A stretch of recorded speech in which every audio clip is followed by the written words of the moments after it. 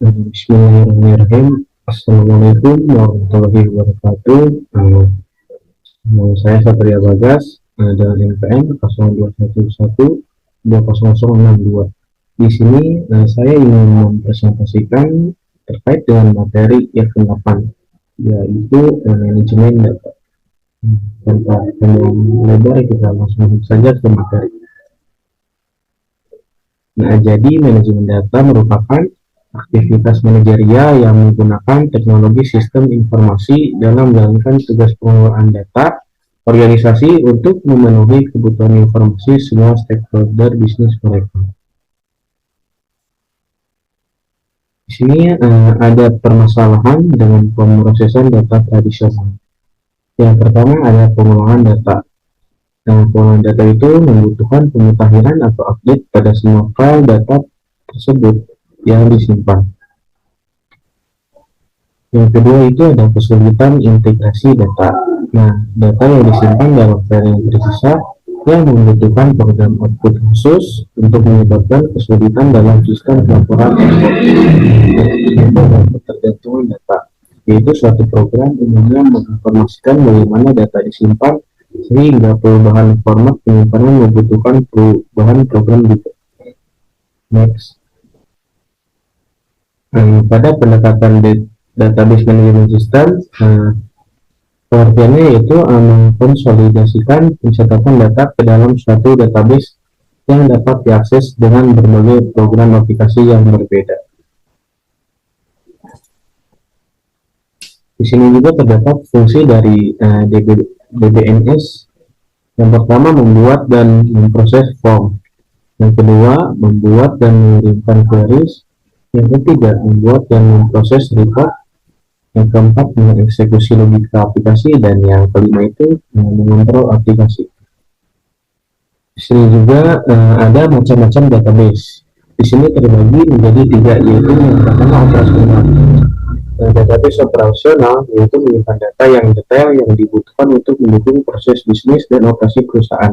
Yang kedua ada distribute, yaitu database yang diulang dan didistribusikan secara keseluruhan ataupun sebagian ke server jaringan pada berbagai lokasi. Yang terakhir ada eksternal, yaitu berisi banyak sekali informasi yang tersedia dari layanan online komersial maupun dari berbagai sumber dari www atau World Wide Web. Di sini juga terdapat data warehouse. Data warehouse itu database berukuran besar yang menyimpan data yang telah disarikan atau disaring, ekstraktif dari berbagai operasional, eksternal, dan database lain dalam organisasi.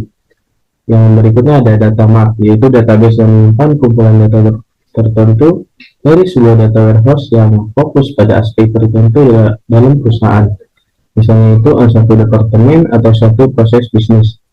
Yang ketiga ada data mining, yaitu aktivitas analisis terhadap data dalam suatu data warehouse untuk mendapatkan pola dan kecenderungan yang tersembunyi dalam aktivitas bisnis masa lalu.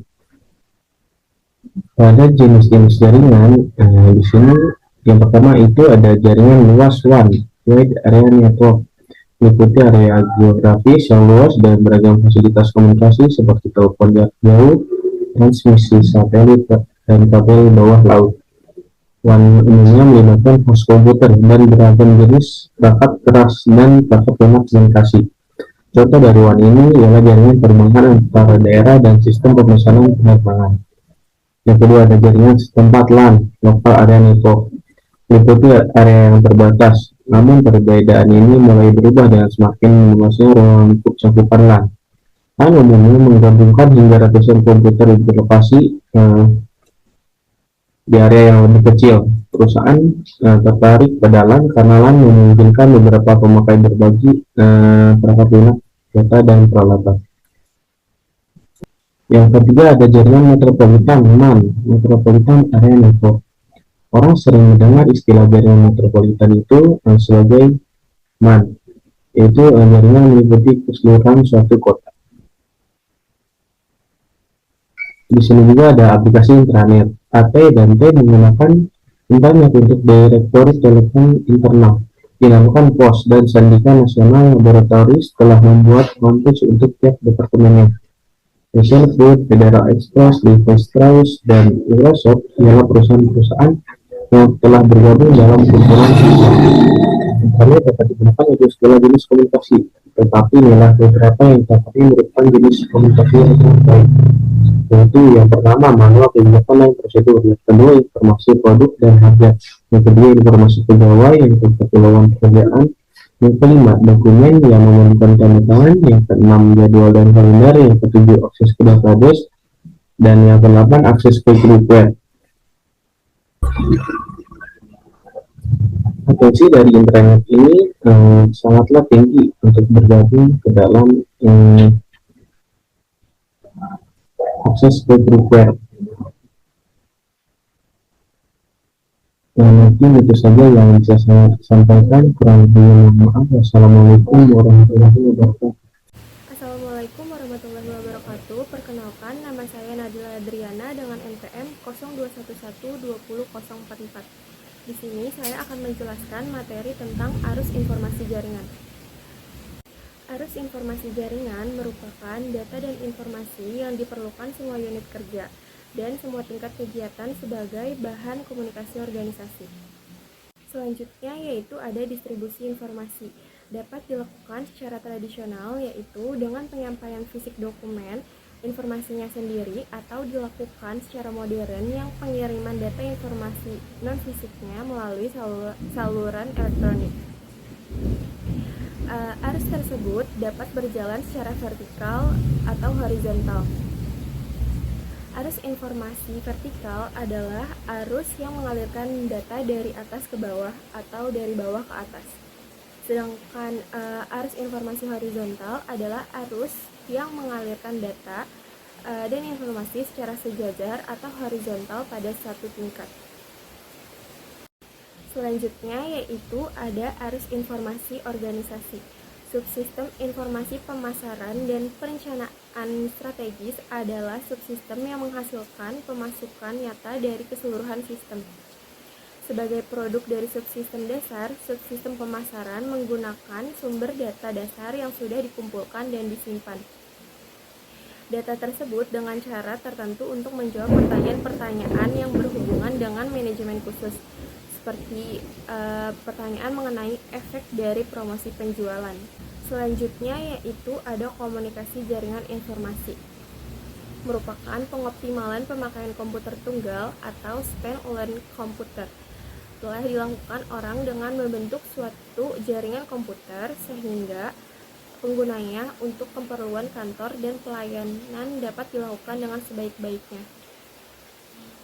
Pekerjaan jaringan komputer tersebut pada dasarnya adalah memindahkan atau mentransmisikan data dari satu komputer ke komputer lain. Selanjutnya yaitu ada komunikasi data, merupakan kegiatan industri besar yang terus berkembang hingga sekarang. Aplikasi prinsip-prinsip dan teknologi komunikasi data secara cepat mengubah kehidupan masyarakat.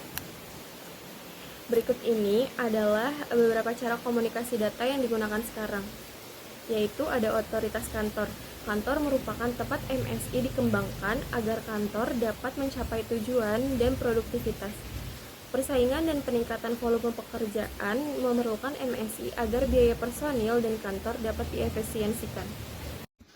Assalamualaikum warahmatullahi wabarakatuh. Perkenalkan, nama saya Muhammad Abdul Wahid dengan NPM 0211200061, ingin menjelaskan materi ke-10 tentang peranan sistem informasi dalam perusahaan. Oke, baik, langsung saja. Pengelolaan dengan manajemen sistem informasi membantu kita dalam menganalisa data yang diperlukan untuk melakukan fungsi manajemen. Nah, oleh karena itu manajemen sistem informasi diantarkan dalam beberapa operasional. Berikut sistem informasi manajemen yang membuat kita penting untuk perusahaan. Yang pertama ada meningkatkan akurasi data, yang kedua ada memudahkan koordinasi divisi, yang ketiga ada memperbaiki kualitas SDM, dan terakhir ada mengurangi biaya operasional. Nah, bagaimana sih sistem informasi mengubah bisnis? Nah, sistem informasi membantu perusahaan dalam mengefisiensikan operasi perusahaan, membantu menciptakan produk dan jasa baru sebagaimana model bisnis yang benar-benar baru, pula memungkinkan manajer untuk menghasilkan barang dan jasa tersebut. Nah, terdapat 3 bidang teknologi perubahan yang memang saling terkait dalam sistem informasi. Yang pertama ada platform mobile digital yang muncul, yang kedua ada pertumbuhan perangkat lunak online sebagai layanan, dan yang terakhir yang ketiga adalah pertumbuhan cloud computing di mana semakin banyak bisnis dan perangkat lunak berjalan melalui internet. Nah, apa sih sistem informasi dalam dunia bisnis?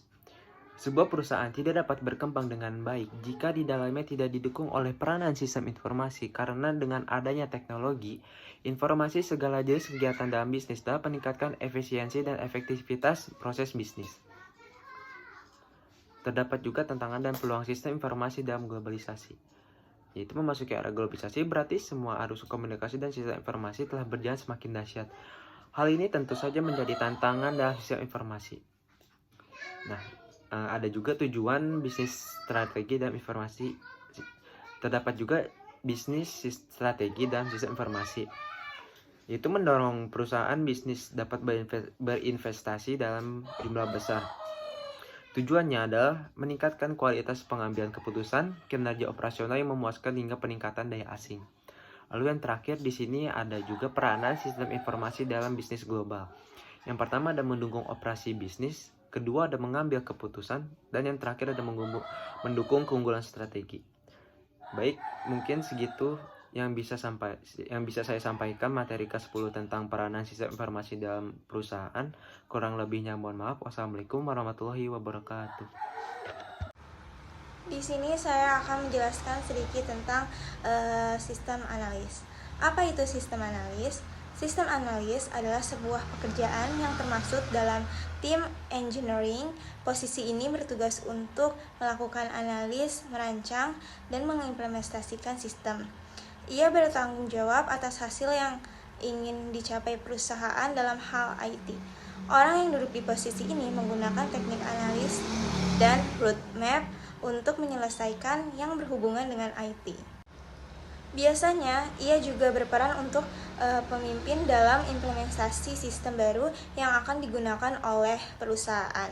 Di beberapa perusahaan, posisi ini juga meneliti sistem terbaru yang berhubungan dengan peningkatan IT maupun infrastruktur agar perusahaan lebih efisien. Melihat apa saja pekerjaannya, tampak bagaimana posisi ini amat penting di sebuah perusahaan.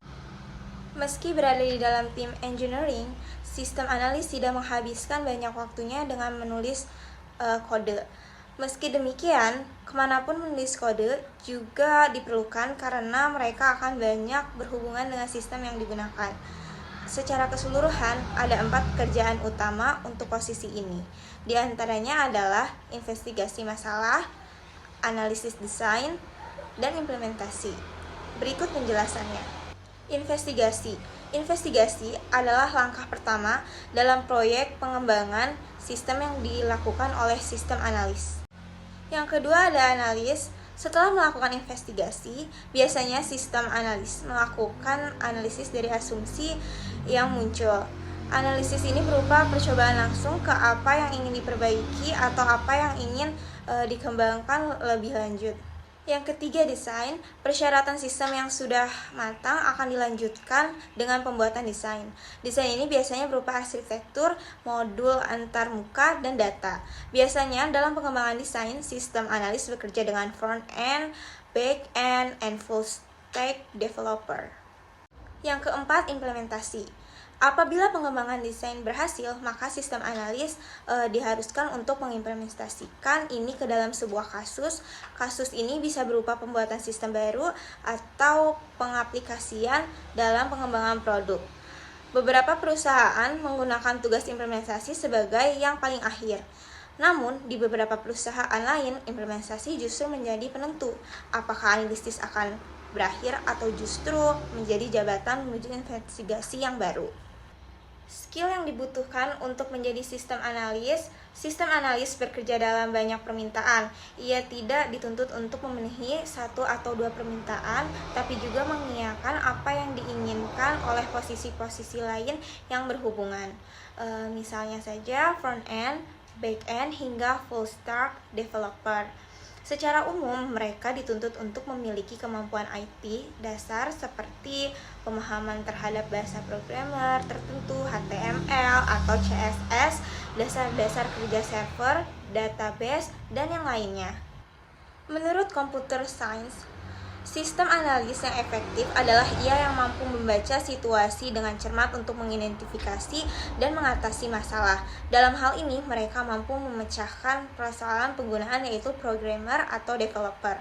Selain apa yang disebutkan di atas, mereka juga dituntut untuk memiliki kemampuan-kemampuan berikut.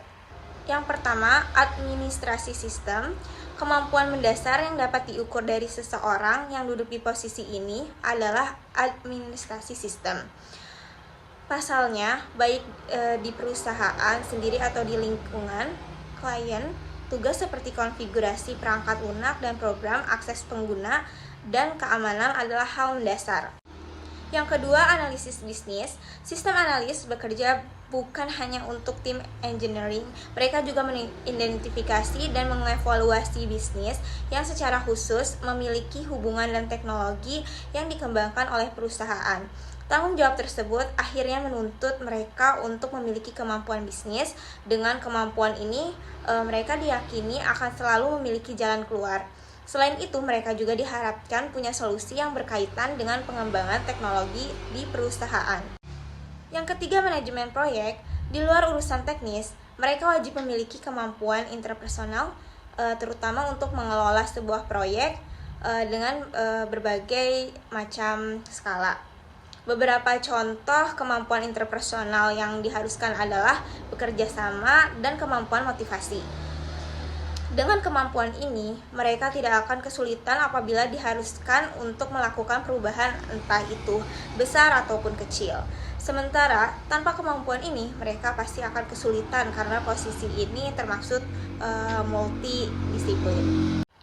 Sistem analis dalam sebuah organisasi bisnis. Sistem analis saat ini memiliki peran yang semakin vital dalam tubuh setiap organisasi. Bagi organisasi yang ingin terus mengembangkan bisnisnya, kebutuhan akan teknologi untuk mendukung bisnisnya semakin tidak terelakkan. Meningkatnya kebutuhan akan teknologi tidak lepas karena adanya kebutuhan akan pengelolaan data perusahaan untuk dianalisa menjadi informasi yang penting bagi pengambilan keputusan-keputusan bisnis. Maka orang-orang yang mampu mempelajari bisnis, memahami teknologi informasi, dan dapat melakukan analisa terhadap data-data tersebut untuk kebutuhan pengambilan keputusan semakin dibutuhkan. Seorang sistem analis pada dasarnya adalah penengah antara orang-orang bisnis dan tim IT. Dialah yang harus dapat memahami keinginan para orang bisnis dari sudut pandang bisnis, kemudian menerjemahkan bahasa bisnis tersebut ke dalam bahasa teknologi informasi dan meneruskan pada tim IT. Assalamualaikum warahmatullahi wabarakatuh. Perkenalkan, saya Ijaz Falah Mahasin dengan nomor NPM 0211200042 akan menjelaskan materi SIM yang ke-12, yaitu tahap analisa dan investigasi sistem. Di dalam sebuah sistem, perlu adanya sebuah pengembangan sistem supaya sistem tersebut mampu mengikuti apa yang ada di zaman sekarang dan yang akan dibutuhkan konsumen. Maka dari itu, di sini kita akan bahas sedikit mengenai hal yang diperlukan untuk pengembangan sistem, yaitu tahap penganalisaan dan investigasi masalah sebuah sistem. Tahap penganalisaan merupakan tahap investigasi awal terhadap sistem yang sudah berjalan. Di tahap ini akan dilaksanakan pendefinisian masalah, penyatuan konsep sistem, serta melakukan studi kelayakan sistem.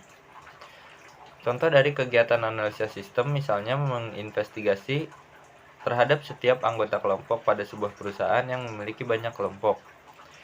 Hal ini mengingat ketika pada sebuah perusahaan yang memiliki banyak kelompok, perusahaan juga secara otomatis memiliki pendapat yang berbeda-beda dari setiap anggota kelompok. Untuk melakukan investigasi dengan tepat, sehingga didapatkan konsep sebuah sistem informasi yang sedang berjalan maupun yang akan dibuat nantinya, maka diperlukan teknik pengumpulan data yang antara lain meliputi observasi langsung, wawancara, kuesioner, dan pengambilan sampel dokumen. Untuk mendapatkan hasil analisa dan investigasi data secara komprehensif, seorang sistem analis perlu melakukan langkah-langkah seperti yang akan dijelaskan berikut. Yang pertama, memahami sistem lama. Yang kedua, evaluasi sistem yang ada. Yang ketiga, memahami keinginan pemakai. Dan yang terakhir adalah laporan definisi masalah. Studi kelayakan sistem. Fase ini merupakan fase yang cukup penting, di mana akan dilakukan studi kelayakan terhadap sistem yang akan dibuat. Studi awal. Aktivitas yang harus dilakukan pada tahap investigasi dalam proses bank siswa adalah studi awal. Terus yang kedua ada studi kelayakan. Studi awal. Tujuan studi awal yaitu untuk menentukan apakah permintaan bank siswa itu benar dan mungkin dapat dikerjakan. Kegiatan studi awal.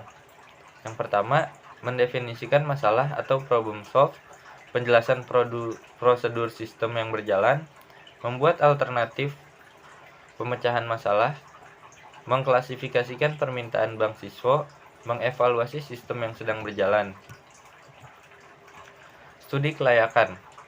Tujuan studi kelayakan yaitu untuk menentukan ruang lingkup sistem, perkiraan biaya dan sumber daya lainnya. Dalam mendukung proyek bank siswa dan merekomendasikan suatu keputusan serta menyertakan saran-saran di dalam laporan bank siswa apabila proyek bank siswa tersebut layak untuk dilaksanakan. Kegiatan studi kelayakan.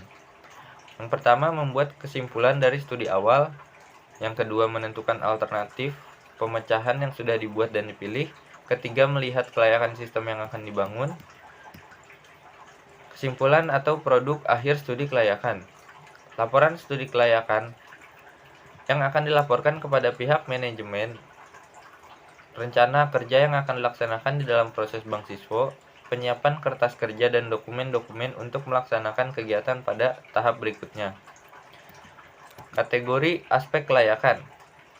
Kelayakan teknis, kelayakan perangkat keras, dan kelayakan lunak. Kelayakan ekonomi. Apakah ada keuntungan atau kerugian, efisiensi, biaya, operasional organisasi. Kelayakan operasi. Berhubungan dengan prosedur operasi dan orang yang menjalankan organisasi. Kelayakan jadwal. Kelayakan jadwal dapat menggunakan model-model penjadwalan seperti PER dan Gantt chart. Apakah jadwal pengembangan layak atau tidak? Sekian dari saya. Wassalamualaikum warahmatullahi wabarakatuh. Assalamualaikum warahmatullahi wabarakatuh. Kami dari kelompok 5 akan mempresentasikan materi SIM, materi ke-13 tentang e-commerce, pasar digital, dan barang digital. Pertama-tama, perkenalkan saya Aiza Falah Mahasin dengan nomor NPM 042, lalu Nadila Adriana dengan nomor NPM 044, lalu ada M. Abdul Wahid dengan nomor NPM 061, lalu Satria Bagas dengan nomor NPM 062, Satria Fitri Gunawan dengan nomor NPM 063.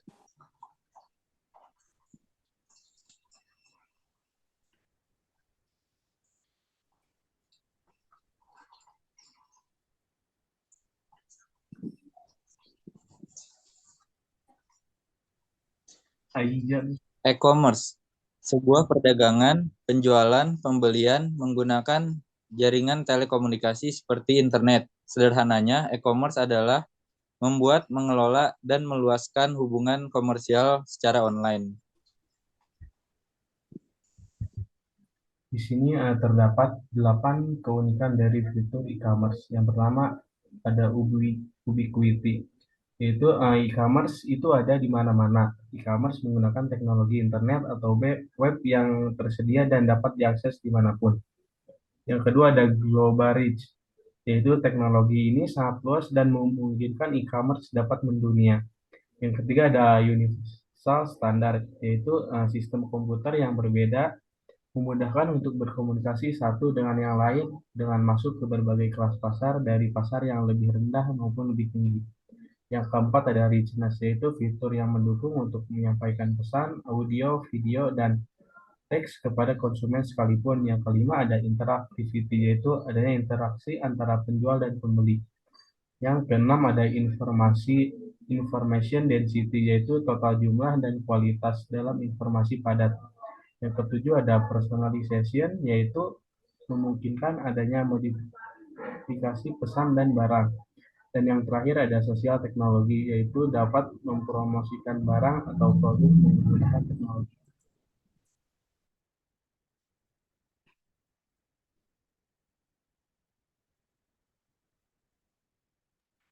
Selanjutnya yaitu ada digital market, yaitu merupakan suatu usaha untuk melakukan pemasaran sebuah brand atau produk melalui dunia digital atau internet yang bertujuan untuk menjangkau konsumen maupun calon konsumen secara cepat dan tepat waktu.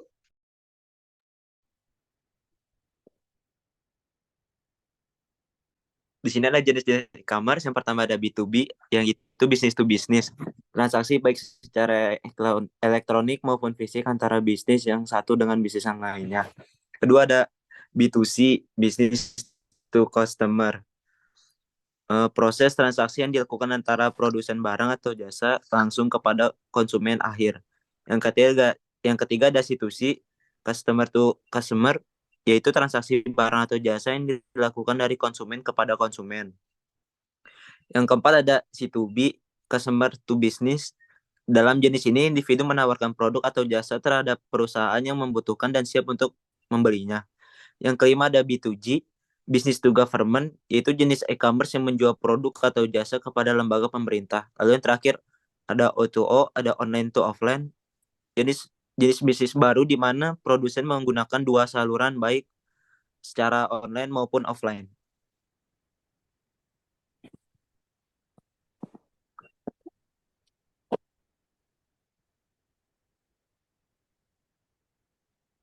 Next. Di sini ada bentuk bisnis e-commerce di Indonesia. Yang pertama ada classified.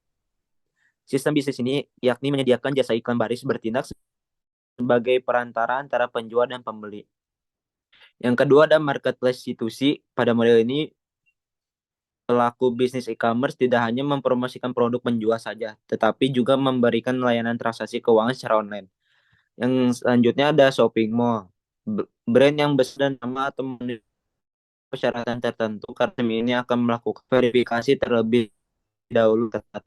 Kemudian ada konsumsi, e-commerce menjual produk dagangnya sendiri secara online, kan kata lain online shop yang kita kenal.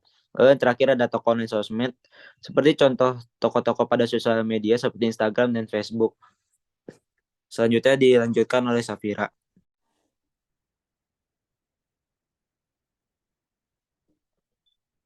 Kesimpulan, dengan berkembangnya teknologi pada masa sekarang sangat mempermudah kegiatan manusia dalam berbisnis.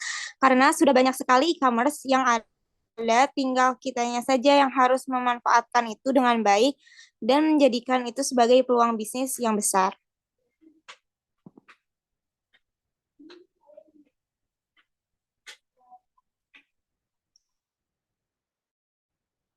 Baik, terima kasih semuanya dari teman-teman, dan maaf bila ada kekurangan dalam pembuatan video ini. Kurang lebih mohon maaf. Wassalamualaikum warahmatullahi wabarakatuh.